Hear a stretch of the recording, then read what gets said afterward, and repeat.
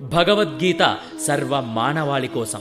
ద్వితీయోధ్యాయః జాతస్య హి ధ్రువో మృత్యుః ధ్రువం జన్మ మృతస్య చ తస్మాదపరిహార్యేర్థే నత్వం శోచితుమర్హసి. పుట్టినవానికి మరణము తప్పదు, మరణము పిమ్మట జీవునకు తిరిగి జన్మము తప్పదు. అందుచే పరిహరించుటకు వీలులేని నీ విద్యుద్ధర్మ నిర్వహణలో నీవు శోకించరాదు. ఎవ్వరికైనను జీవితములోని కర్మలననుసరించి తిరిగి జన్మించవలసి వచ్చును. అతడు తన నిర్ణీత కాల కార్యములు ముగిసిన వెంటనే మరణించి మరొక జన్మను పొందును.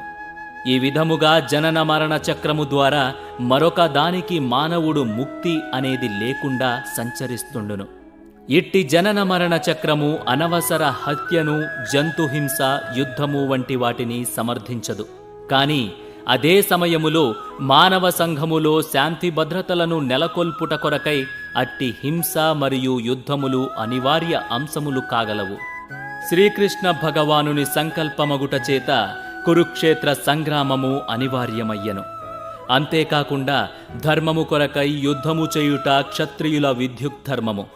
తన స్వధర్మమును నిర్వర్తించునప్పుడు అర్జునుడు ఎందుకు తన బంధువుల మరణము గూర్చి చింతించవలెను లేదా భయపడవలెను? క్షత్రియ ధర్మమును త్యజించి పాపముకు గురగుట అతనికి తగదు. నిజమునకు పాపమునకే అతడు ఎంతగానో భయపడుతున్నాడు. అంతేకాకుండా స్వధర్మమైన యుద్ధమును విడుచుట ద్వారా అతడెన్నడూ తన బంధువుల మరణమును నివారించలేడు. కాని అధర్మ మార్గమును ఎంచుకొనుట ద్వారా అతడు పతనము చెందును.